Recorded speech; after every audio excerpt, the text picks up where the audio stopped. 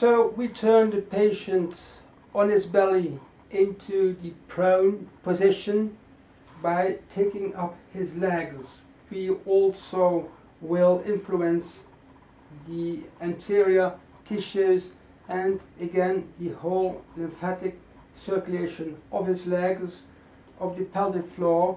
We will have an action again on the psoas muscle, and from there to the diaphragm, right up to the cranial area. So we are also influencing the whole lymphatic circulation of the entire body. The leg rotation, the same thing for the lymphatics of the legs, of the inguinal area, and the oscillations are a very good stimulation for the fluids in the intrathecal area. You know that the cerebral spinal fluids are connected or are a kind of lymphatic fluids. Coming to this area, we can also proceed to do some inhibition, again, if necessary, on the lung field, T2, T5, on the vasomotor centers for the superficial circulation. And we can do techniques to enhance the entire mesenterical circulation by working on the splanchnic area.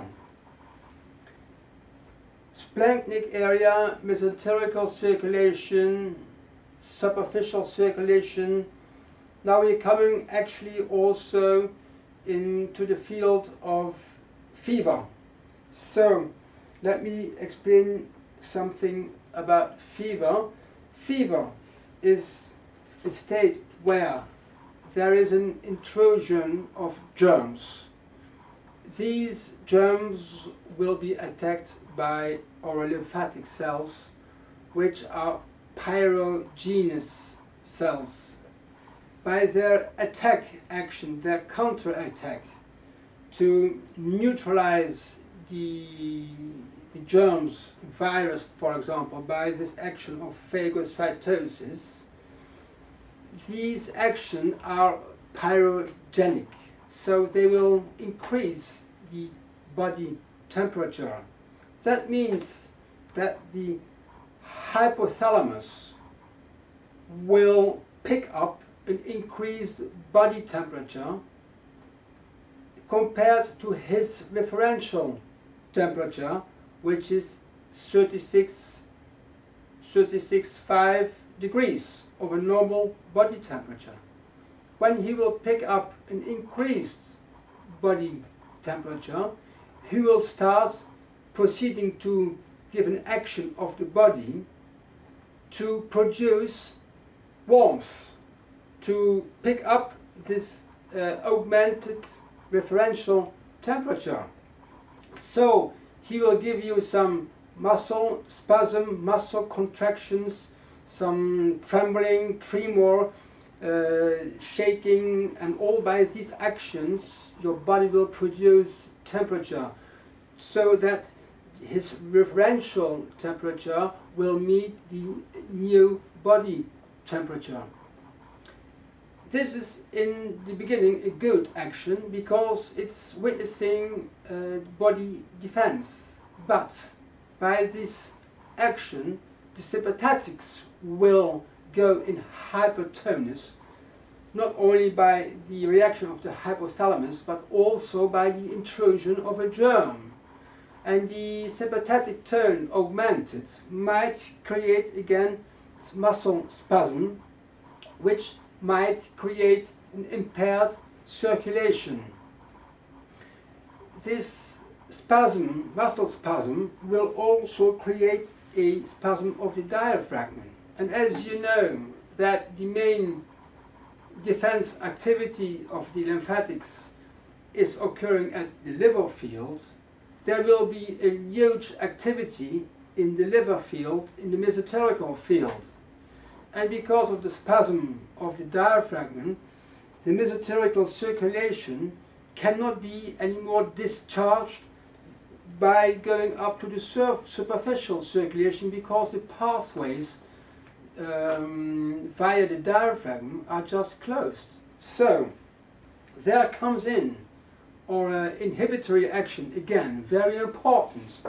First, give the inhibition, the dorsal inhibition to T2, T5, for not only opening up the superficial circulation, but also for decreasing the muscle tone. Then you go further downwards to give an inhibition on the splanchnic area, which is going from T6 until L1. By this you can open up the splanchnics, the mesothelial circulation, and you will relax the fibers of the diaphragm. Done this, you can accompany, by taking the arm and giving this rotation, you can accompany the liquids from the mesothelial field right to the superficial field, where the body can, via vaporation, thanks to the presence of the superficial liquids, by evaporation, he can get rid of the body temperature, and you can discharge the congested deep circulatory field. So that's again the importance of the interplay of stimulation and inhibition. That's for the fever. Well, not alone that for the fever, because if there is high fever, before coming here in this field, you might give again a suboccipital inhibition to reach via the via the superior cervical ganglion. You will reach immediately by its connections, you will reach the hypothalamus. So by the suboccipital inhibition of the superior cervical ganglion, you will calm down the action of the hypothalamus, bringing back into balance the parasympathetic system with the sympathetic system. So the suboccipital inhibition is very important, starting with for calming down the overexcited hypothalamus. From this fever aspects, we can also continue already to the lung infections. Give you some short explanation what's happening by the intrusion of a germ in the lung field. Again, the lymphatics in the lung or the bronchi walls will have an efflux to this area where this intrusion occurs of a germ, and there also the lymphatics will go to proceed to phagocytosis to neutralize the germ. But this goes with, again, an increased tone of the sympathetics, with, again, a spasm of the tissues, with a vasoconstriction. So that's where the body might get trapped in its own situation by bringing lymphatics towards this area and by blocking himself for the elimination of these complexes of lymphatic cells and killed germs. This will create in the lung field a stasis on the bronchi walls. Stasis will create to congestion. Congestion will create a proliferation, a cataract of the bronchi mucosa wall. This will irritate the recurrent vagus nerve, picking up this irritation and bringing up this irritation to the vagus nucleus in the medulla oblongata, where via the recurrent vagus nerve, the vagus nerve nucleus will become irritated and will create a reaction, bronchoconstriction, vasodilatation, but bronchoconstriction, which is cough. In hypersympathetic tone will also create an excretion of thicky mucosa, and this thicky mucosa will again augment the congestion of the bronchial walls and will again irritate once more the recurrent vagus nerve. So we will proceed to again inhibition of the lung centers, of the osteopathic lung centers T2, T5, to calm down the sympathetic action, to give some stop to this production of the thicky liquids, and rather to enhance the excretion of very liquids in the bronchial walls, to enhance the circulation done by the parasympathetics, and of course by the vasodilatation thanks to the inhibition of the sympathetics. So there we can reduce the bronchospasm from the reaction from the vagus, and we can stimulate the elimination of the thicky mucosa. Then we can do an inhibition occipital for the vagus nerve, and at the same time the patient in supine for the sympathetic action. And then we see that in this area suboccipital we do meet the vagus action and the action of the sympathetic system, and there we see that these two are not only in an opposite action, they are in a complementary action. So by suboccipital inhibition we can deal with the vagus and at the same time with the hypertone of the sympathetic area. So I just repeat the sequence of fever treatment and lung congestion treatment in cases of infection. First, dealing with the hyperactivity of a hyperstimulated hypothalamus by suboccipital inhibition. We can do this again by having a patient in sitting position or in supine position. Then go to an inhibition of the lung centers. You might also change if there is an acute cough action going on. Then you might first inhibit the lung areas in sitting position, and then give inhibition of the suboccipital area also in sitting position, and then try to lay the patients in supine position. If the supine position will create a pressure on the posterior regions, irritating the sympathetic nerves from the lungs, then, and again creating a cough reflex action, you might also turn the patient on one side for not overstimulating the osteopathic centers in the dorsal area. All depends on how your patient is. When the sympathetics are calmed down, try to, again, as we showed, open up the circulation in the lung field so that the congested mucosa can be discharged and that the cough reflex may stop.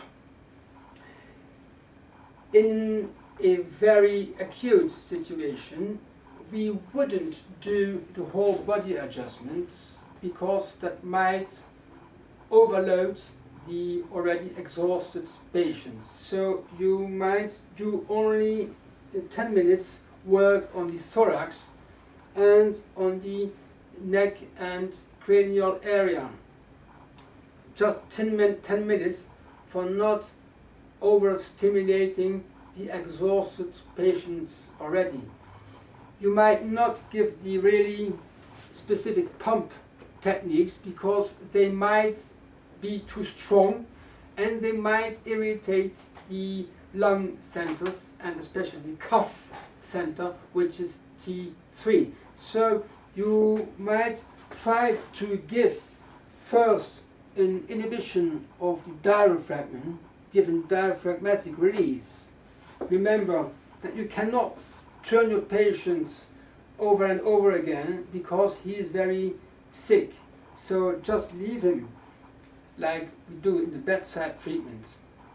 Leave him under his blankets in a supine position.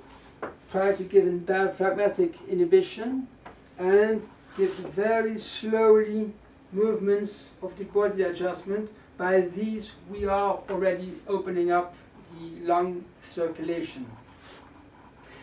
You might try to give the diaphragmatic pump if he accepts it is this.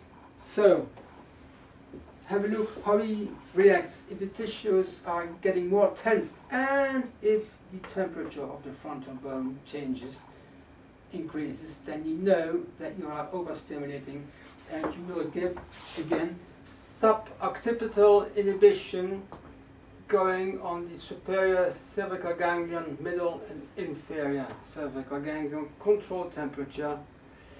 In case of excitation of the nerves, the vagus nerve with calf reflexes, you might also do a treatment of the face, but more in inhibitory context, because inhibition or very light action of the face will give an inhibitory action to the trigeminous nerve and the facial nerve, which are in connection with the nucleus of the vagus nerve, and there you can also reach the vagus nerve and calming down its bronchi constriction action.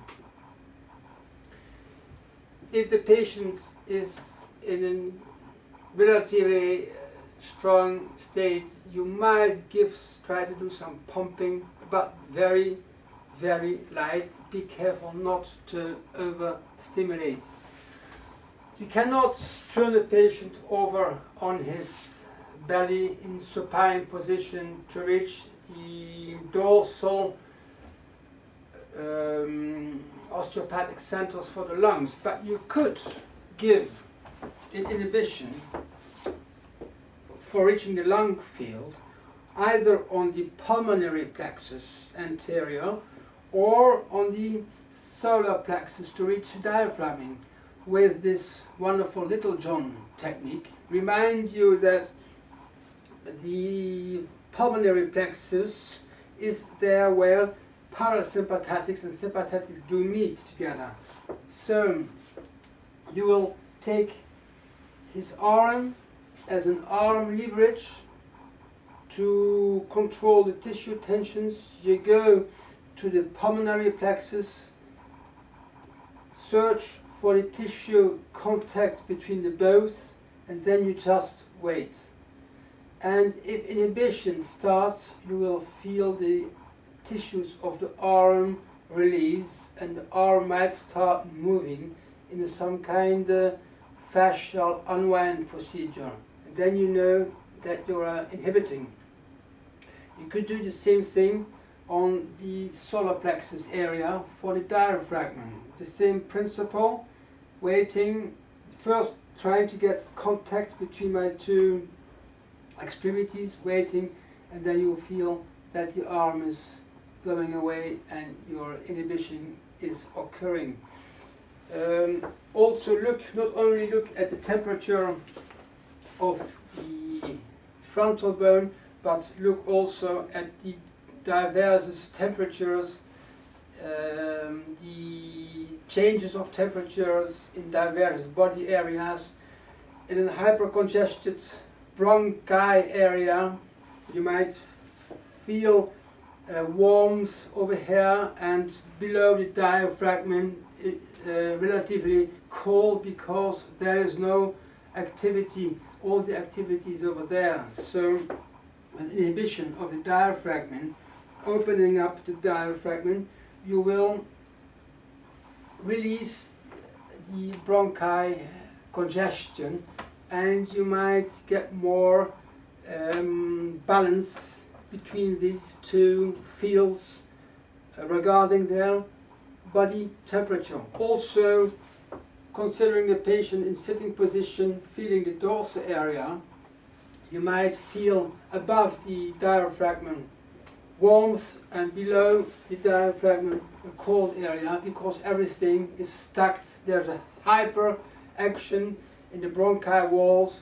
Everything is stuck over here and cannot be released via the circulatory fields passing through the diaphragm. Okay, this bedside treatment you could do in a hospital if it's possible, even with all the protections for treating patients with the coronavirus in the hospital field. If there is a possibility to collaborate with the medics, we have the tools, they have the protections to treat these patients. We might do that, not with the pretension of giving the total cure, of course not, but it would be a wonderful complementary tool to help these patients. So I hope that once we can get into the hospital and give support to the medical staff in this crisis situation. Who knows? Well, that was it. Was everything that what I wanted to tell you. I hope you got enough information. If not, if more questions, don't hesitate to write me or to contact me or the ICO, and we will answer whatever question you will ask us with all pleasure. Thank you very much for your attention. I wish you good luck with the upcoming period, and a lot of success with the treatments with your patients when we can start treating our patients again after this crisis. All the best for you. See you soon. Bye bye. Ciao ciao.